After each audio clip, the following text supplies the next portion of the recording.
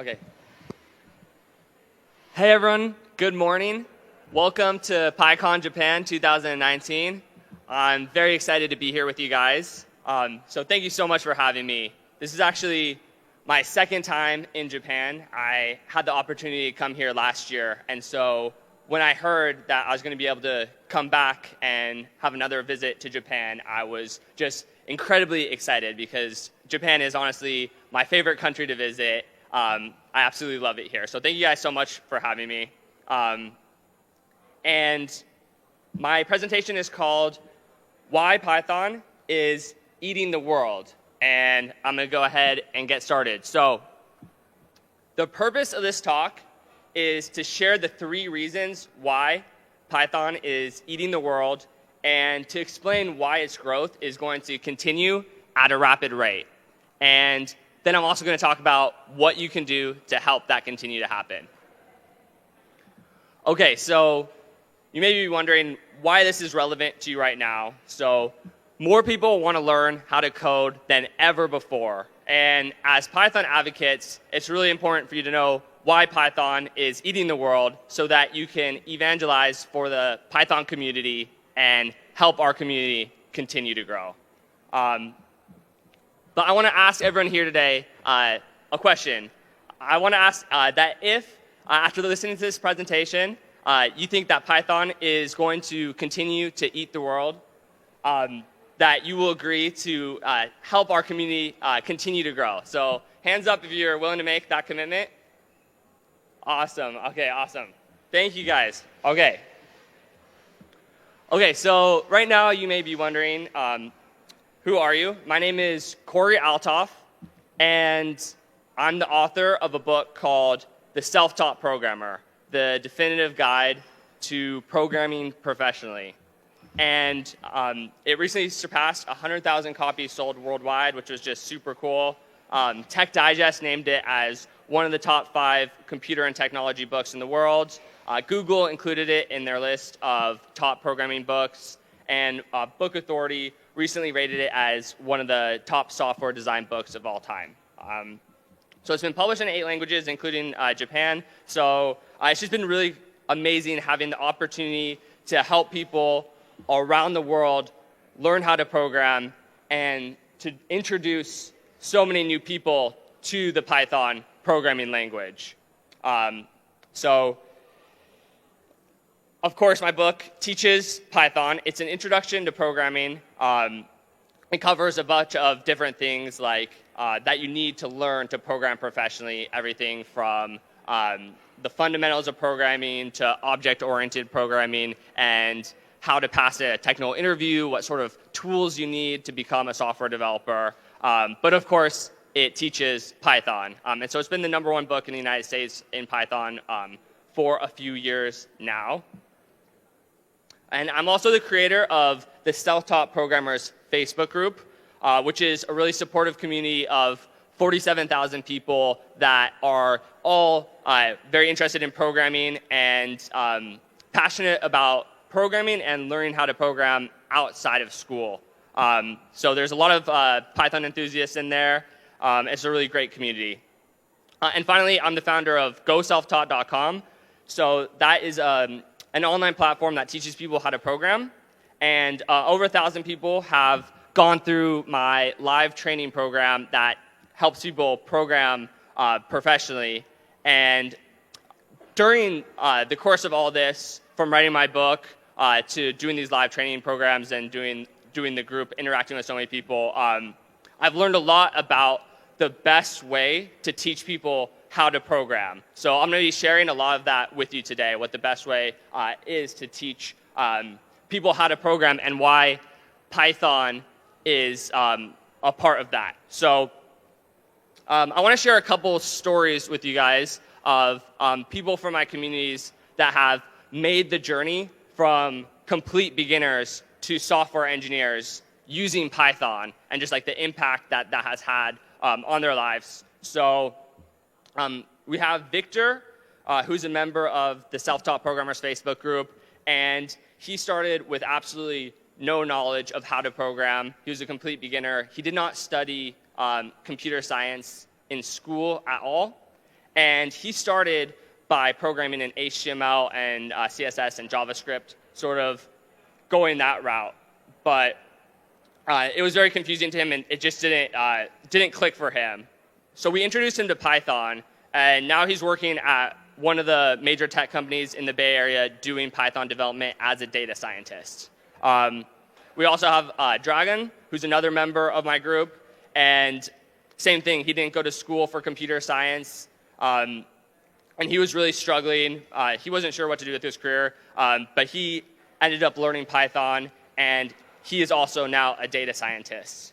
And just one more example, we've got Rumiana, same story. She didn't study computer science, and she was actually working at a hotel in Las Vegas dealing cards. And we taught her Python, and she ended up, she was always really interested in tech, but she just didn't know how to get started, like how to become involved in tech. But it was always her dream to do that. And she ended up learning Python and is now doing freelance programming as a Python developer. So it's really changed her life, and I know Python has had a great impact on my career and my life, and these are just a couple of stories, but Python has had such a dramatic impact on a lot of people's lives, and it's been really cool being able to see how big of an impact it has had. So just a quick background on my story and how I discovered Python and became a software engineer without studying it in school. In college, I didn't do very well. I definitely partied and didn't way too much and didn't focus on my studies, unfortunately. I originally was a political science major.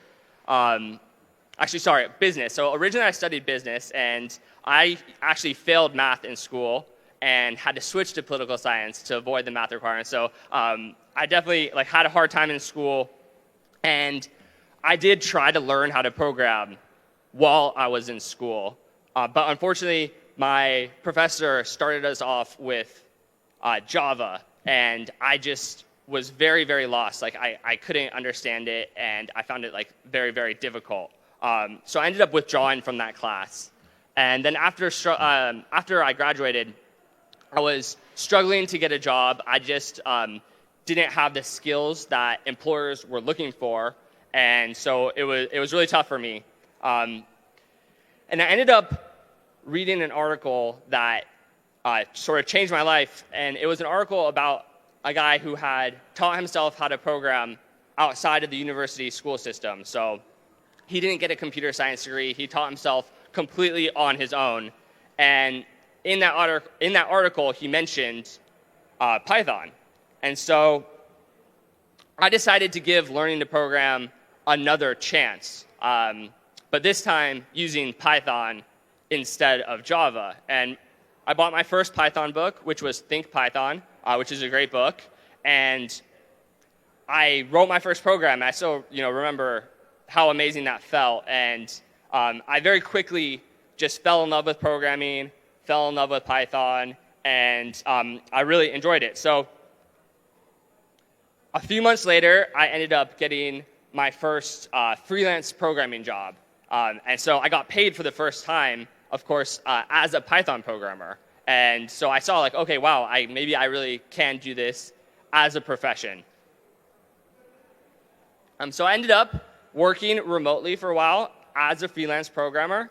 I left Silicon Valley, which is where I was born and where I was from, and I ended up taking off and traveling around the world, working remotely as a freelance Python developer. So I ended up coding in 26 different countries, and I've had the opportunity to code from Thailand and Japan, Australia, Africa, and just around the world. So learning Python has just had a huge impact on my life, and it's definitely been made my life a lot more exciting and led to a lot of adventures.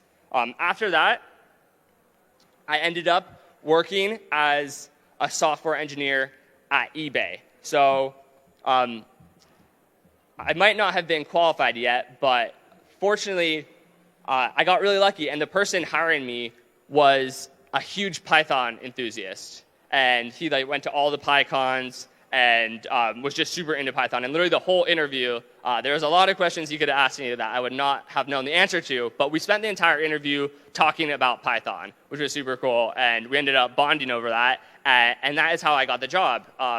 It's from someone who mutually really loved Python. So I worked on eBay Now, which was eBay's delivery service, using Python, working on the data pipeline, building web scrapers, all of that stuff.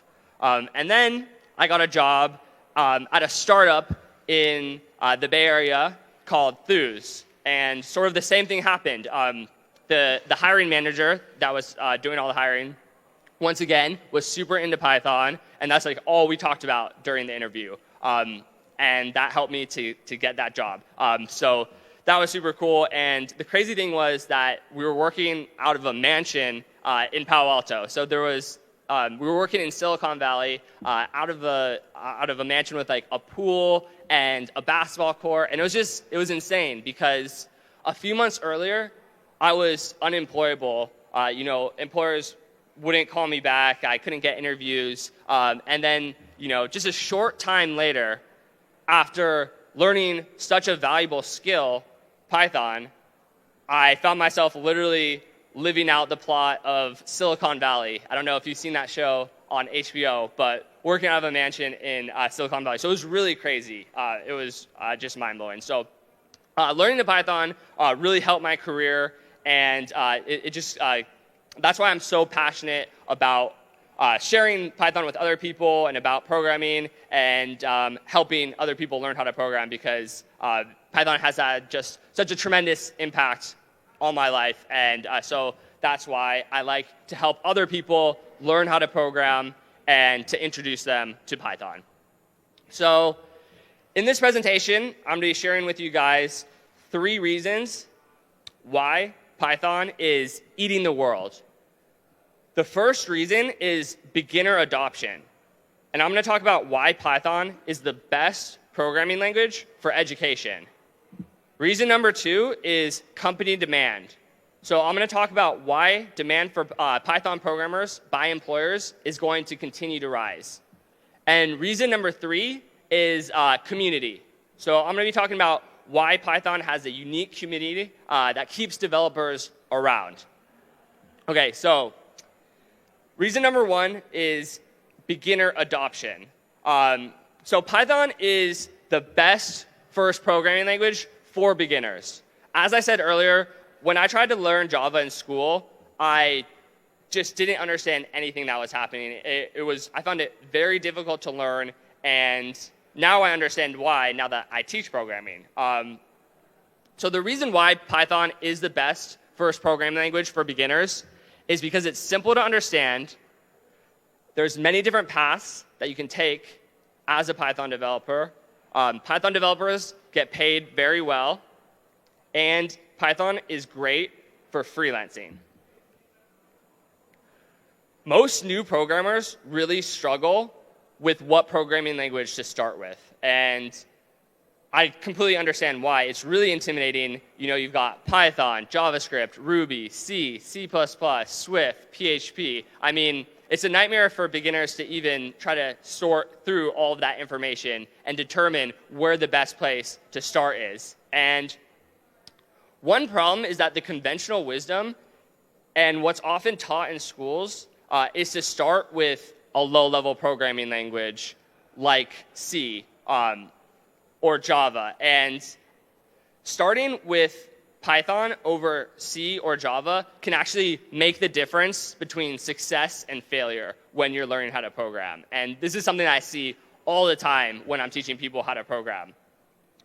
And so if you ever need to convince someone who is learning how to program or show them why Python is so much better to start with than Java, what I usually do is just teach them to write their first program, right? I teach them Hello World, which of course is the traditional first program that you teach a new programmer. So I say, okay, let's go ahead and learn Hello World. And as many of you guys may know, this is how you write Hello World in Java. So it's class, Hello World, bracket, public static void, main, paren, string, args, bracket, bracket, bracket, system.out.println, paren, hello world, paren, bracket, semicolon, right? Like, it's really complicated. It's pretty hard to explain. In order to explain how hello world works in Java, I have to explain what a class is, and I don't even introduce that concept till halfway through my book. But hello world, of course, in Python is one line of code. It's just print hello world. It's super simple. You can explain it in under 30 seconds. Beginners can intuitively understand it. It just makes sense. And those of you that program already may, I don't know. But what I'm trying to say is, like, put yourself back in the mind of a beginner. And for beginners, this is usually just mind-blowing because they don't know anything about programming. And when they see that you can print hello world in one statement versus class, hello world, public static void, main, like, what is a public static void? What does that mean? Why are there so many things happening here? It's very overwhelming for beginners. So Python is much simpler to understand for a new programmer than Java. And that can make the difference between success and failure when you're learning a program. So, of course, Guido Van Rossum agrees, and he says that he thinks that Python is much easier for new programmers to learn than Java or C or C++. And fortunately, this is starting to change. So, as I said earlier, many universities in the United States start with Java. But it is starting to change. So Stanford recently just got rid of Java as their introductory to programming language. But it's important for us to help spread the word about this so that Python continues to grow as the first language for new programmers. And so many people think that JavaScript is the best first programming language to teach to beginners. And I think JavaScript is a great language, but I don't think it's the best programming language for beginners. And I can explain that in one image, and that's JavaScript, the good parts. So if you're not familiar, it's a book that highlights the good parts of JavaScript. But of course, if there has to be a book that highlights the good parts, then there's a lot of bad parts too. So when I'm teaching new programmers, I don't want to have to explain to them why foo plus bar is foonan. So that's why I think that Python is a better first programming language than JavaScript. And the next thing is that there's many different paths that you can take as a Python developer. So you can go into data science, you can go into web development, you can go into mobile development, and you can pretty much go into any field. A lot of beginners worry too much when they're getting started about what programming path they're going to take. Like, are they going to go into app development or data science or web development? And it's actually really important to just focus on learning programming fundamentals first and not worry so much about what you're going to specialize in. And that's why Python is really great, is because you can go so many different paths. You can just tell beginners, you know what, just focus on learning the fundamentals and think about that stuff later. Python is really valuable, and you can go so many different directions with it. The third reason why Python is the best programming language for beginners is because Python developers get paid very well. So the average salary in the US is $47,000, which is approximately 5 million JPY. Python developers in the United States get paid $123,000, which is 13.3 million JPY. So Python developers in the United States earn more than twice the average person with a college degree. So Python developers get paid really, really well. And in Japan, Python developers get paid really well too, and it's increasing really fast. So as you can see, this chart shows the salary of Python developers in Japan from 2016 to 2019, and as you can see, that is growing really fast. And that's very important when someone's learning to program, just to stay motivated. You know, money's not everything, but it does help to motivate people when they're learning, because it is a long process, to know that you are going to have a lucrative career once you're finished. Okay, so the final reason that Python is the best programming language for beginners is because it's great for freelancing. And so a freelance programmer is a person who does contract work for different companies. And I know there's a lot of people in the audience that are new programmers, and maybe you're thinking about learning to program professionally without a computer science degree. So I'm going to share with you the hack that I used to get hired at eBay without any prior experience and without a degree in computer science. And it was called climbing the freelance ladder. And so I'm going to explain to you very quickly how to do that and why Python is the best programming language to do that with when you're getting started, okay? So I think personally that freelancing is the future. So whether you want to program professionally as a software engineer or freelance, I think freelancing is a great option as well. And actually, the majority of workers are going to be freelance by 2027. So there's a huge opportunity right now.